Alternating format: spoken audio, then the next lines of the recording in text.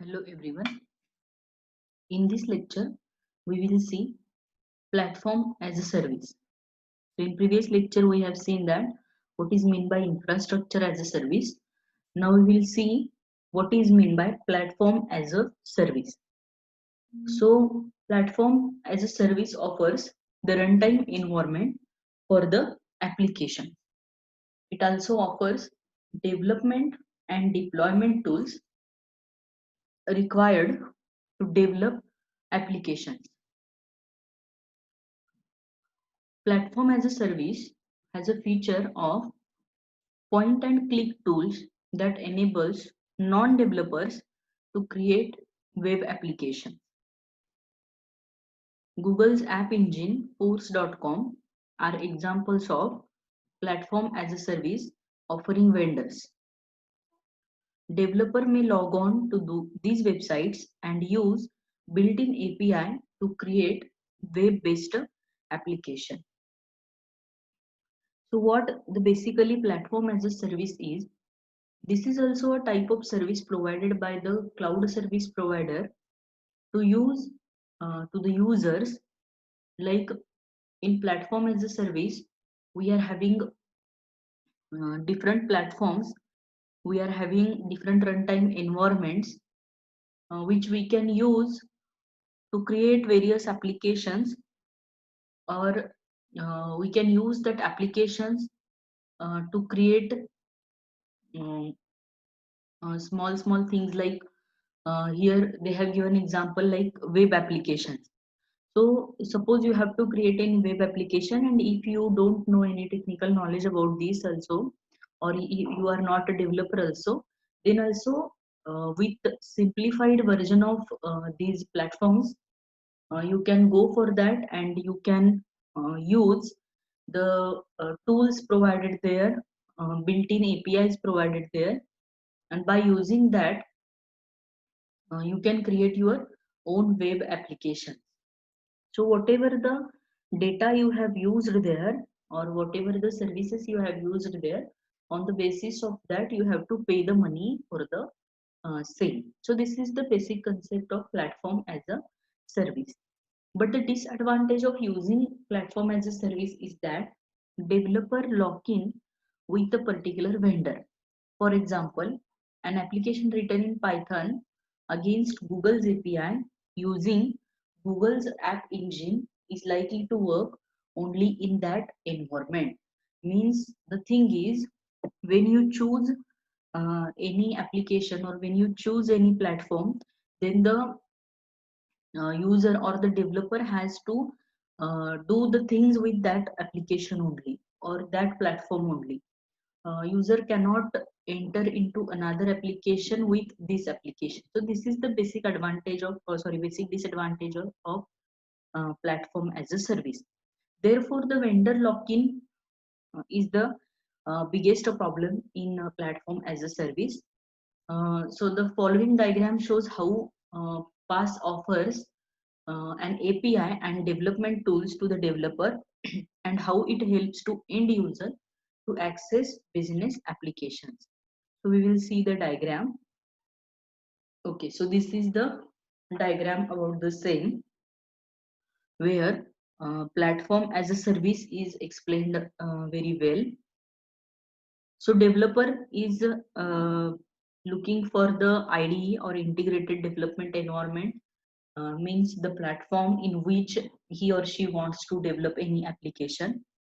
That IDE comes with data security, backup recovery, application hosting, and scalable infrastructure.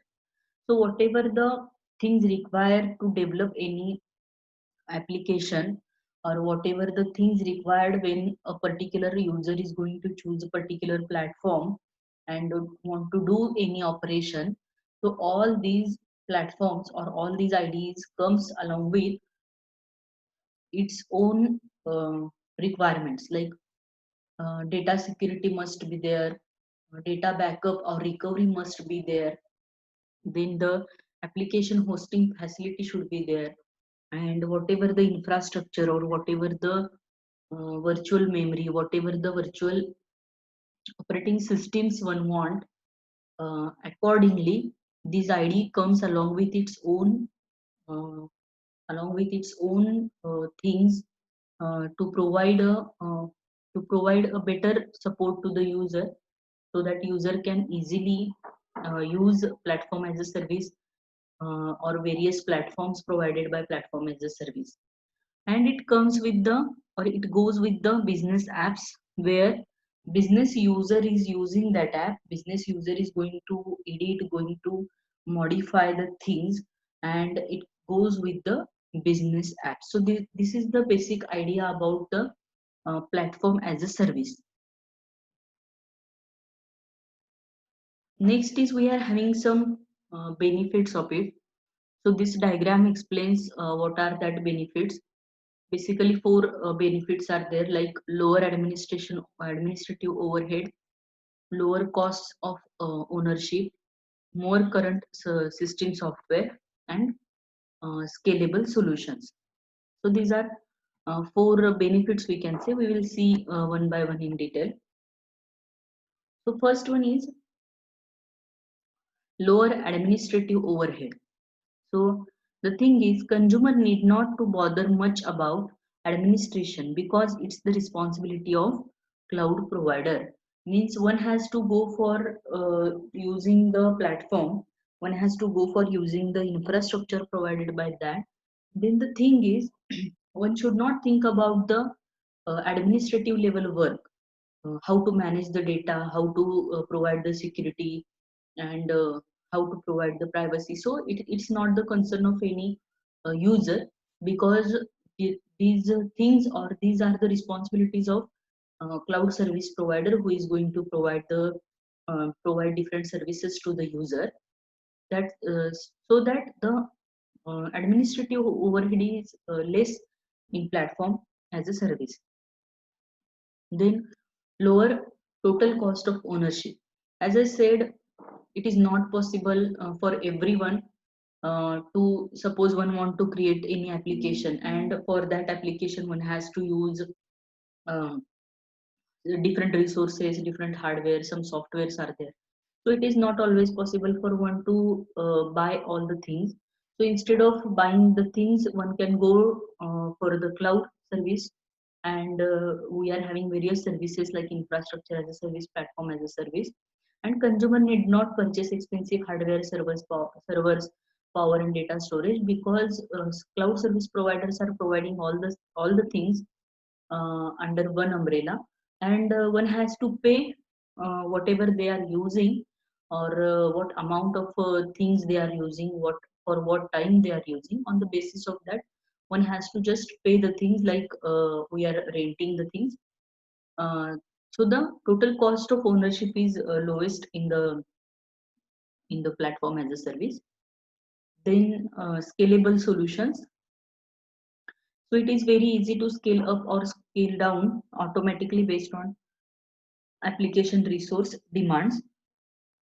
So you can see in previous lectures also we have seen that um, various services provided by cloud service provider are scalable only, because the thing is, one is going to develop his own application, and at the very initial stage one should not know how much resources he needs, how much applications he needs, what amount of hardware he required.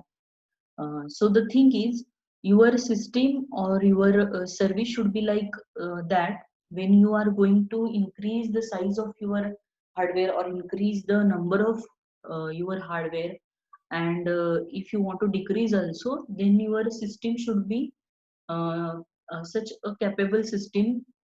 It will adjust the thing, and it will scale up or scale down automatically, so that one cannot stop his work or his application, because if the system is not providing such facilities, then one should not go far with that applications or with that services. So the platform as a service are scalable in system.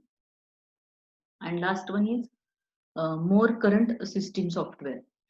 So it is the responsibility of cloud provider to maintain software versions and patch installations.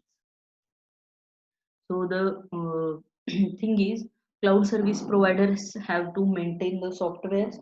They have to provide the services when any operation fails, or um, any work or any installation is not going properly.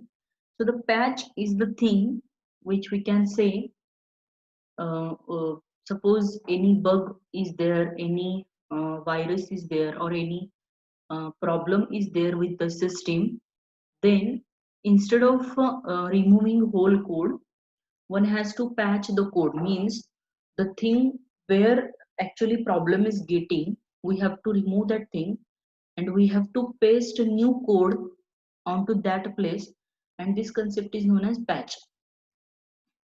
Like we can say, suppose one cloth is there, and if it is somewhat means it is disturbed somewhere, so we cannot just throw that cloth. What we can do, we can go for one patch, and we will swing there, so that it will work for some time again. Likewise, same in software also. If any application of, or if any problem is there with the software or operating system, so it does not mean that that whole software or that whole operating system is not useful now. So one has to go for the patch. One has to remove the code where the problem is occurring, and there he has to paste the new lines of codes, so that that software should work efficiently for some time at least, or to modify the things or to manage the things at least for that time. The lines of code should work. So this is known as the patch. So all these systems or all these things are provided with the platform as a service. So these are basically four benefits we can say we are having with the platform as a service. Now, along with the benefits, we are having some issues. So what are that issues in platform as a service?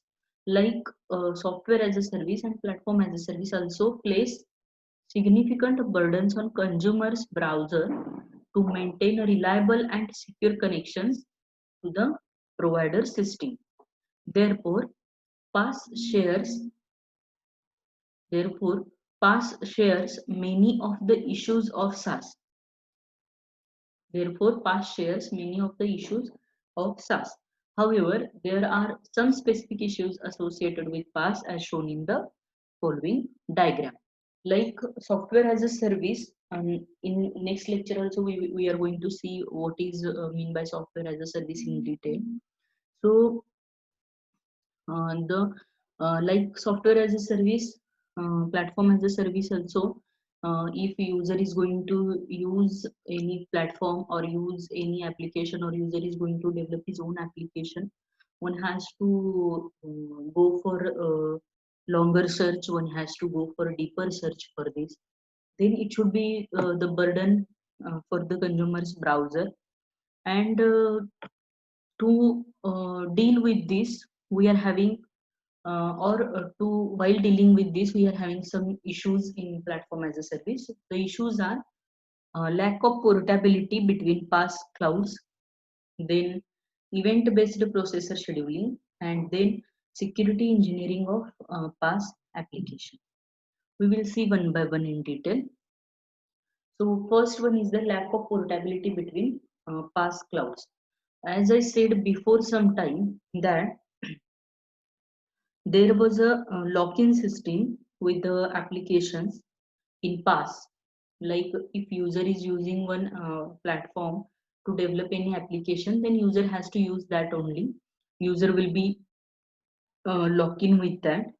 Likewise, so this comes under some issues because portability is not possible there, or less possibility of portability should be there.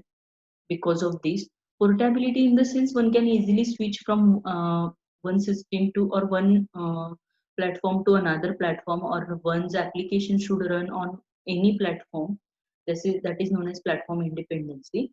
So although standard languages are used, yet the implementations of platform services may vary.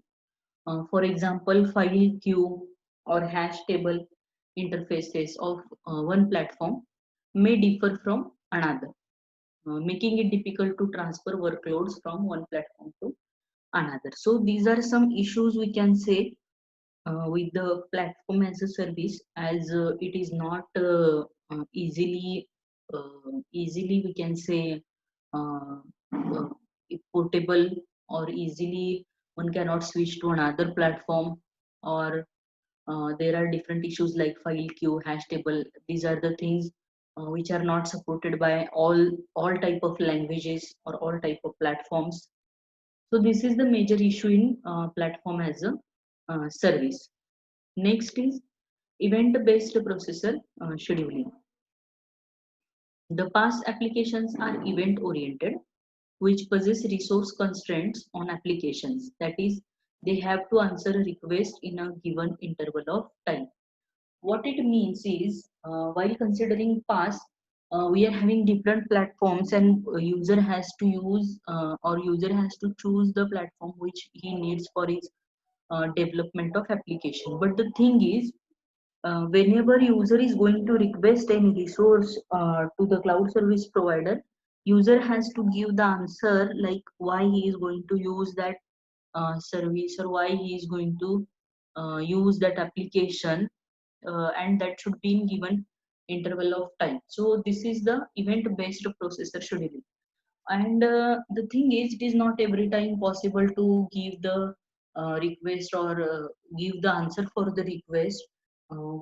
Sometimes user may be in hurry, user needs many more application, user needs many more platforms to run his application.